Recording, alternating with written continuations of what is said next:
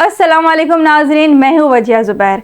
नाज़रीन, आजकल माएँ बहुत परेशान हैं क्योंकि बच्चों की छुट्टियाँ हो चुकी हैं और अब समझ में नहीं आ रहा कि बच्चे क्या करें और बच्चे तंग कर रहे हैं। अब बच्चों के तंग करने की वजह से माँ की परेशानी में दिन ब दिन इजाफा हो रहा है। बच्चों के तंग करने की सबसे बड़ी वजह है वो है फ़रागत। माँ से सवाल करती हैं, बच्चे तंग बहुत करते हैं, काम नहीं करने देते, किचन में हो तो पीछे पीछे आ जाते हैं, आपस में लड़ने लगते हैं। तो देखिए, जब उनको फ़रागत होगी, उनके पास कुछ करने के लिए नहीं होगा तो फिर कुछ तो करेंगे ना, वो फिर आपको तंग भी करेंगे, आपस में लड़ेंगे भी। तो ये फ़रागत हम किस तरह से ख़त्म कर सकते हैं उनकी, उन्हें मसरूफ़ करके। और फ़रागत कितनी नुकसानदेह होती है इसकी आपको छोटी सी मिसाल दूं मैं आपको, कि आप अक्सर जाते होंगे हॉस्पिटल, आप देखते होंगे वहाँ पे वेटिंग एरिया में आप देखें कि लोग बैठे हुए होते हैं और डॉक्टर का वेट कर रहे होते हैं, एक एक घंटे से वेट कर रहे होते हैं डॉक्टर का। आप उनके चेहरों को देखें, इंतहाई बेजार और उकताए हुए होते हैं। अगर कोई बच्चा उस वक्त माँ के पास जाए या बाप के पास जाए तो बाज़ औक़ात वो डांट देते हैं कि भाई परेशान मत करो, जाओ यहाँ से। क्यों? क्योंकि वो इरिटेट हुए हुए होते हैं। तो सोचेंगे वालिदैन के लिए 1 घंटा गुजारना मुश्किल हो जाता है हॉस्पिटल में, क्या करें बैठे हुए फारग। तो बच्चों के लिए वक्त गुजारना कितना मुश्किल होता होगा। मेरी एक बहुत अच्छी दोस्त हैं, तो वो मुझसे कह लगी कि मेरे बच्चे बहुत तंग करते हैं, मुझे मेरी समझ में नहीं आता मैं क्या करूं। 12 बजे तक तो उनकी मसरूफियात होती हैं, सुबह 8 से 12 तक तो वो बिज़ी होते हैं, लेकिन उसके बाद वो कुछ नहीं करते हैं। तो मैंने कहा, जब वो सुबह 12 से रात 10 बजे तक कुछ नहीं करेंगे बच्चे, तो ये 10 घंटे उनके लिए गुजारना कितना मुश्किल हो जाएगा। तो ज़रूरी है कि बच्चों का रूटीन सेट किया जाए। अब रूटीन किस तरह से सेट किया जाए, देखिए इस पर तो बहुत तवील गुफ्तगू हमारी हो सकती है कि हम क्या क्या काम करेंगे बच्चे का रूटीन जो वो बहुत अच्छी तरीके से सेट हो। लेकिन आज मैं आपको बताऊंगी सिर्फ 3 बुनियादी बातें जो बेसिक हैं, जिसके बगैर आप रूटीन सेट कर ही नहीं सकते हैं।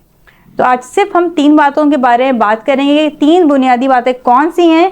पहली बात है, बच्चे को जल्दी सुलाएं। आजकल छुट्टियां हैं बच्चों की, बच्चे देर तक जाग रहे होते हैं, नहीं सोते हैं जल्दी। अच्छा, जल्दी ना सोने की वजह नुकसान क्या होता है, उनका अगला दिन भी ख़राब हो जाता है।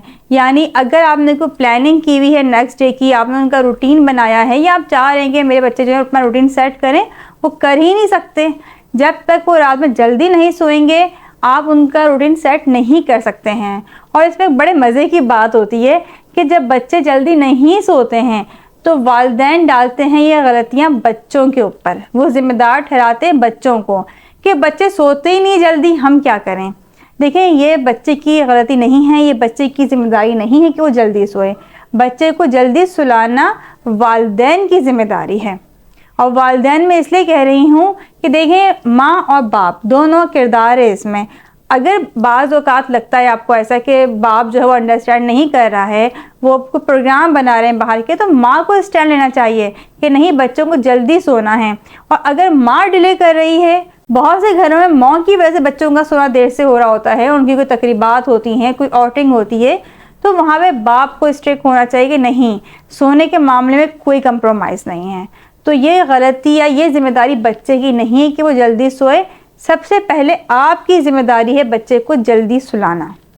दूसरा काम क्या करना है आपने, बच्चे को जल्दी उठाना है।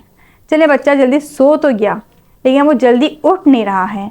छुट्टियां बच्चों की आजकल, अब वो अगर रात में 10 बजे भी सो रहे हैं तो वो बाज़ दफ़ा सुबह 10-11 बजे सो के उठ रहे हैं। अच्छा, इतनी देर सोने के बाद माँ भी नहीं उठा रही होती हैं, जो स्कूल जाना ही नहीं है, सोने दो। लेकिन इसका नुकसान कितना होता है, बच्चे का पूरा रूटीन ख़राब हो जाता है। अब वो क्या करेगा आगे, यानी। और अच्छा, ख़तरनाक बात क्या है कि 10-11 घंटे की नींद लेने के बावजूद बच्चा जब उठता है तो वो एक्टिव नहीं होता है।